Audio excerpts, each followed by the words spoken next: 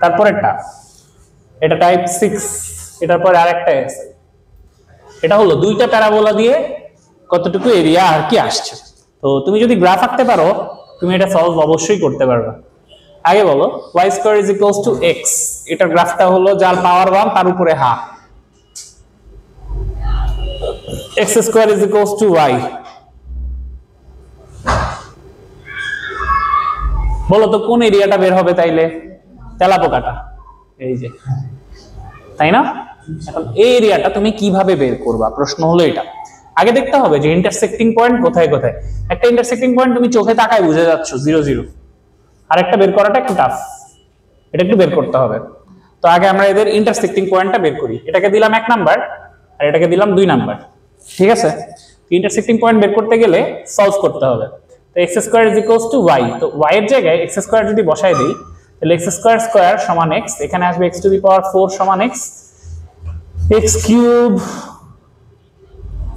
সমান 1। কি রে, এত সহজ হয়ে গেল কেন? যাই হোক, তাহলে এখান থেকে x এর ভ্যালু আসবে হচ্ছে গিয়ে 1 1 0, এত ছোট। হ্যাঁ, তাহলে আমাদের এখানে ইন্টারসেক্টিং পয়েন্ট হচ্ছে গিয়ে 1 1। আচ্ছা, এটা ছাড়া আরেকটা আসছে পরীক্ষায়, আমি ওটা করাতে গিয়ে ভুলে এটা করে ফেলছি, প্যারা নাই। ওখানে হচ্ছে 4x 4y আছে, ঠিক আছে?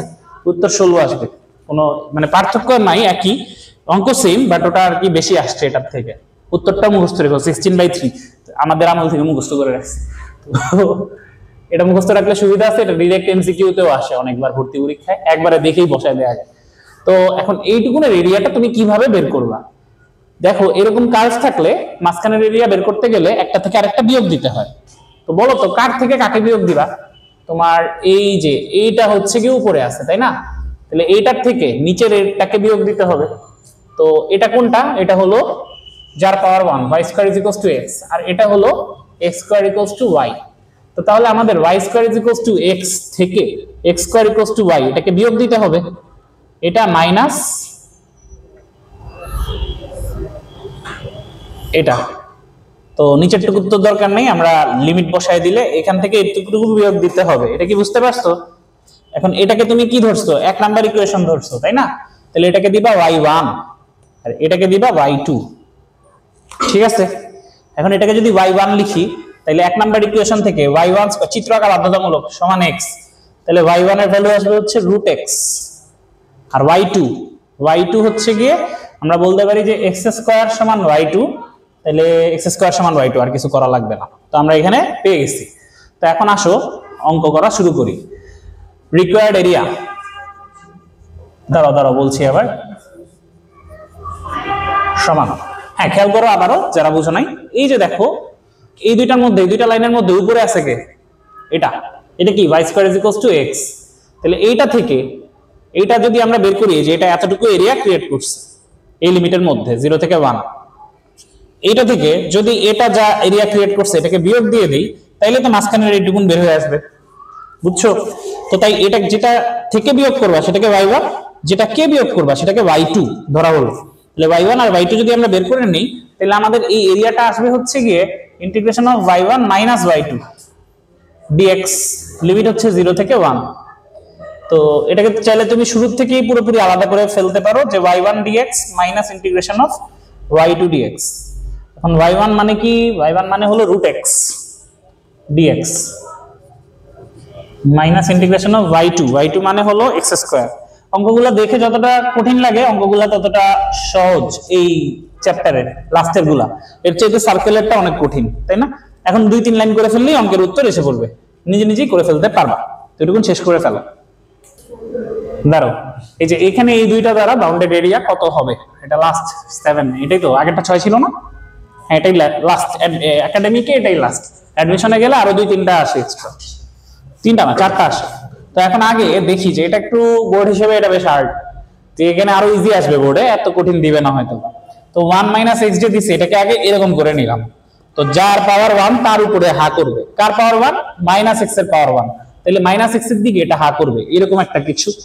কিন্তু এই ভিতরের এই জিনিসটা কি ইন্ডিকেট করে? ভার্টেক্স ইন্ডিকেট করে, সব ভুলে গেছো।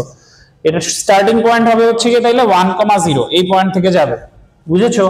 সো যদি আমি এখানে এই গ্রাফটা প্লট করি তাহলে এটা অনেকটা এইরকম কিছু একটা হবে, এরকমই তো, বাইরে হবে না ভিতরেই হবে। ওয়াও ওয়াও ওয়াও, এই এই এখন এই দুইটাই আছে, এরকম এরিয়া কোথায় আছে? এই যে এটা, এই এরিয়াটুকু বের করতে বলছে। কেউ যদি ভাবে ভিতরের এরিয়াটা, ভিতরেরটা কিন্তু হবে না, কারণ ভিতরেরটা শুধু প্যারাবোলা দ্বারা জেনারেটেড এরিয়া। প্যারাবোলাও আছে এবং সার্কেলও আছে, এরকম এরিয়া হচ্ছে এই চাঁদের মতটুকু, দুইটা চাঁদ, তাহলে 2 দিয়ে গুণ করতে হবে। এখন কার থেকে কাকে বিয়োগ দিবা, প্রশ্ন হলো এটা। এখানে দেখো যে সার্কেলেরটার থেকে যদি প্যারাবোলার এরিয়াটাকে বিয়োগ দাও তাহলেই কিন্তু এটা হয়ে যায়, তাই না? তাহলে তোমরা নিজে নিজেই পরেরটুকু পেরে যাবা। আগে সার্কেলের এরিয়া বের করবা, সেটার থেকে প্যারাবোলার এরিয়াটা বিয়োগ দিবা, লিমিট কত থেকে কত দিবা প্রশ্ন হলো সেটা। এখানে x = y² + 1 এটা বসাবা, বসায় এখানের এই দুইটা পয়েন্ট বের করবা, বের করার পরে এইখানে থেকে এইখান পর্যন্ত লিমিট দিবা। লিমিট এখানে মাইনাস সামথিং থেকে 1 পর্যন্ত আসার কথা না, না আচ্ছা সলভ করলে আসবে কি 0,1 আসবে। কেমনে কেমনে জানো, নিজে নিজে সলভ করে দেখো, তাহলে 0 থেকে 1 হবে লিমিট, এটা প্যারা নেই, কঠিন আসবে না। যদি নেগেটিভ আসতো তাহলে ওই নেগেটিভটা থেকে এটা পর্যন্ত এই দিকের দিকে বাড়ে, দ্যাটস ওয়াই। তো 0 থেকে 1 লিমিট বসাবা এবং এই সার্কেলেরটা থেকে প্যারাবোলারটা বিয়োগ দিবা, তাইলেই হয়ে যাবে। এই কয়টা টাইপ যে হলো, এই কয়টা টাইপ করলেই হবে। এর মধ্যে স্পেশালি করবা হচ্ছে গিয়ে circle, must, ellipse, circle and a line, ellipse and a line, ঠিক আছে? Any line and a circle, any line and ellipse, সার্কেলের সাথে যে কোনো রেখা, এলিপসের সাথে যে কোনো রেখা, এই দুইটা মাপ, এই 3টা টাইপ সবচেয়ে গুরুত্বপূর্ণ। তারপরে হচ্ছে গিয়ে প্যারাবোলা, যদি ধরি PRA BOL, প্যারাবোলা যদি ধরি তাহলে parabola plus parabola, parabola plus line, এইগুলা হচ্ছে গুরুত্বপূর্ণ।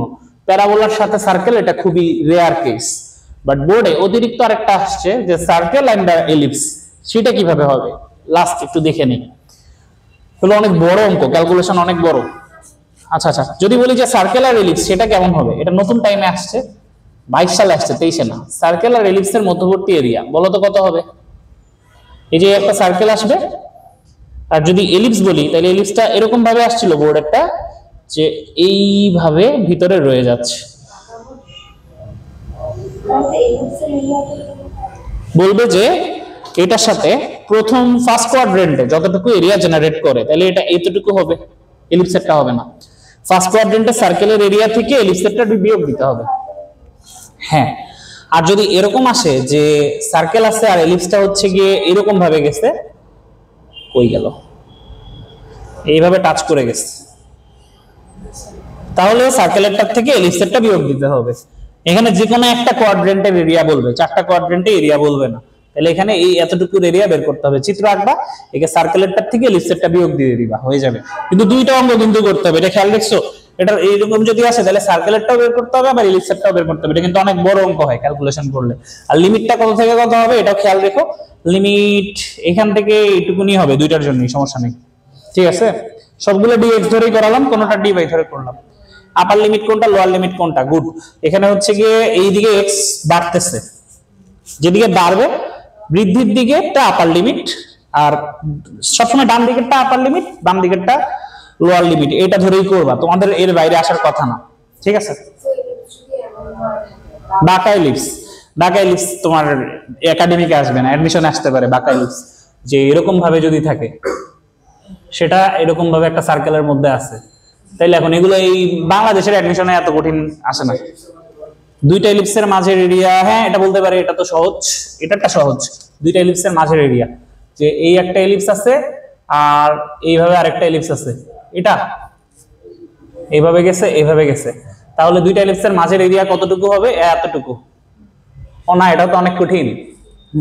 এটারটা এইখান থেকে এই পর্যন্ত এটার এরিয়া বের করবা, এইখান থেকে এই পর্যন্ত এটার এরিয়া বের করবা, তারপরে উপরেরটার থেকে নিচেরটা বিয়োগ দিবা। এটার ইন্টারসেক্টিং পয়েন্টটা বের করাটা টাফ, এছাড়া আর কঠিন কিছু নাই, বুঝেছো? ইন্টারসেক্টিং পয়েন্টটা বের করবা, বের করে এই উপরেরটার থেকে নিচেরটা বিয়োগ দিয়ে দিবা, চিত্র আঁকলেই বুঝবা, কিন্তু ইন্টারসেক্টিং পয়েন্ট বের করাটা টাফ আছে এই ইকুয়েশন থেকে, ঠিক আছে? শেষ।